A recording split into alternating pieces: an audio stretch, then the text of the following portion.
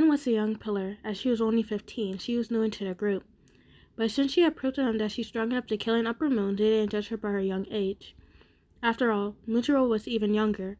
Moreover, she was an ice pillar, which was the element they lacked in the group. And throughout time, they befriended her, as the young girl was actually very friendly and respectful to everyone. Since she was young and new, Mitsuri got a liking to her and Shinobu adored her as well. But Muichiro had different feelings. He got a liking to her too, but in another sense of liking. Maybe it was her looks, maybe it was her strength, maybe it was the sound of her voice, maybe it was the way she dressed. That was in a book that she had read, and she had read this passage to him especially when he had asked her what she was reading. He remembered those 2 sentences only because it was exactly what he felt about her. He couldn't tell what was going on in his stomach whenever she was around him, and couldn't tell why he liked her that much either. It was the only time he had ever talked to her. Nowadays, the pillars were training Tanjiro, Zenitsu, and Inosuke. Wyan felt quite hostile that Ajima was hanging out with them, but she believed if her master had allowed it, she was no one to tell otherwise.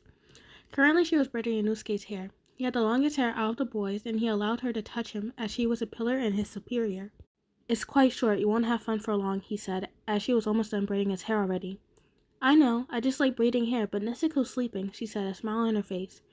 Muichiro was a few meters away, training Tanjiro, however his main focus was on the girl. Running her hands through the wild boy's hair. Muichiro had longer hair, she could braid his instead. "What's wrong, Muichiro?" the ice pillar asked, noticing him staring at her. She allowed herself to call him by his first name as she was younger than her, and because he was calling her by her first name as well. "Nothing," he said, turning his attention back to Tanjiro. However, he was obviously pouting, biting his lower lip in the process. "Nezuko-chan!" Wyan heard Zenitsu say. That's how she noticed that the demon had woken up, looking at her friends from underneath the porch to remain in the shadows. She stood up. "Nezuko, do you want a braid?" she asked, excitedly, showing the little one she did on Inosuke. As the demon nodded, the boy shook his head, so he undid the braid itself. But Wyan didn't care, as she was already hopping to Nezuko, as she can try as many hairstyles as she wanted on her hair. "Are you jealous, Tokito?"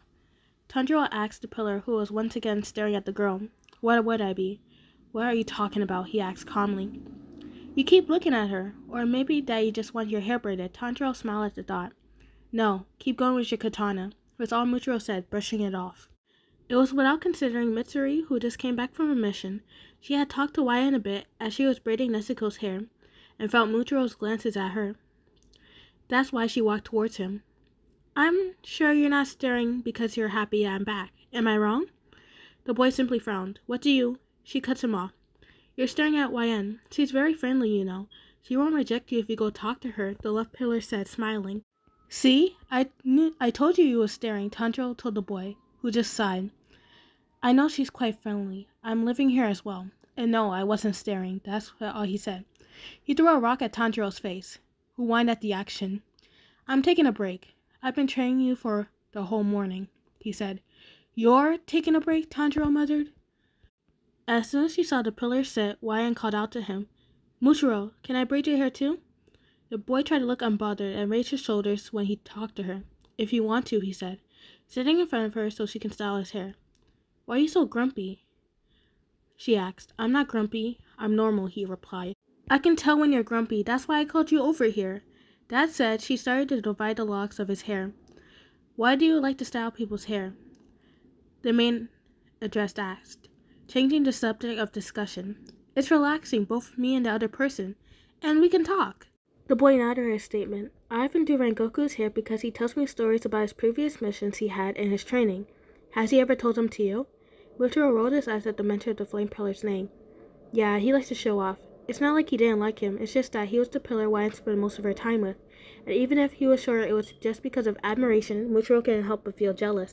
"Aw, don't say that. He's nice with all of us," the girl commented. "And I'm sure people would love to hear your stories as well," she added. Muichiro widened his eyes. "You would like it if I told you about my life before becoming a pillar?" The girl nodded happily. "I know about Obanai more than I know about you, and I'm not sure about Sonami, but apparently no one does," he said. After taking a lock of the boy's hair, Wyan touched his cheek with her fingers. However, he didn't shiver. "Your hands are warm," he muttered.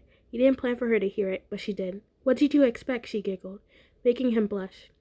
He was lucky she wasn't facing him to see it. "I don't know, you're the ice pillar," he said, trying to sound unbothered, but getting caught about talking to her hands was embarrassing to him. Well, Rengoku is the flame pillar. That doesn't mean that his hands are always burning, she said, almost done with half the braid. He is your favorite pillar, right? Neutral asked. I don't have a favorite pillar. I knew about him before becoming one, but now that I'm living with all of you, it's inappropriate to say I have a favorite one. The boy rolled his eyes at the sentence. Why did she have to be like that? But if I had to choose, I would say you. I mean, it's not because of power or something, but you're the closest to my age and you're quite calming. It's relaxing and you're strong, so I feel safe around you. The fact that you're relaxing and protective at the same time is better, I guess. Don't tell the other pillars. I like all of them. They're just scary sometimes. It's mostly because of our age. Well, he didn't plan that at all. I won't tell, he said, unsure how to react. I'm not scary? The blonde boy said I was. He said, referring to Zenitsu. Isn't he scared of everything, though? She commented, brushing her hands against his cheek again, taking some of his hair. Muichiro chuckled. It wasn't loud, it was almost quiet, but it brought a smile to his face. I think he is, he replied to the girl.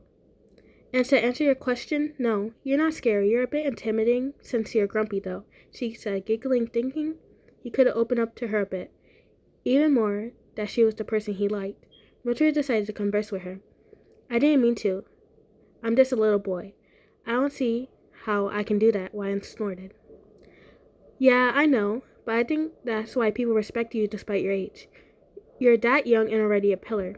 And you managed to look intimidating, she said, sounding like she was proud of him or admiring him. You're only 1 year older. People should be intimidated by you as well, he said. Some of me said I was too friendly, and I was smiling too much to be intimidating, but Kocho smiles a lot, and I'm fucking scared of her. Muichiro giggled at fucking. She didn't look like the type of girl to use those words, at all. Smiling and friendly. At least you intimidate me, Muichiro added. How, because I braid everyone's hair? She giggled. I don't know, it's... The boy got cut off by a flame pillar. Oh, YN, you finally talked to Muichiro. You must be happy. The sad boy arched an eyebrow at Kojiro's sentence. Yeah, she always keeps talking about how she wants to talk to you, but you're intimidating her more than Sonomi does, he said, laughing before walking away. Meanwhile, YN remained silent. She was braiding Muichiro's hair as fast as she could now, and she was happy he couldn't see her face. What a humiliation. You could have talked to me, you know. I wanted to talk to you as well, he said, trying to calm her down. I'm glad there's someone around my age now. He continued, feeling her getting slower. Would you like to hang out sometime, so we won't have to stay with these grandpas and grandmas all the time, he offered, giggling. I promise I won't be grumpy this time, he said, smiling even though she couldn't see him. Sure, she said, giggling at his last sentence. However, though they couldn't see Muichiro smiling, the other pillars could, and they were going to tease him about them so much.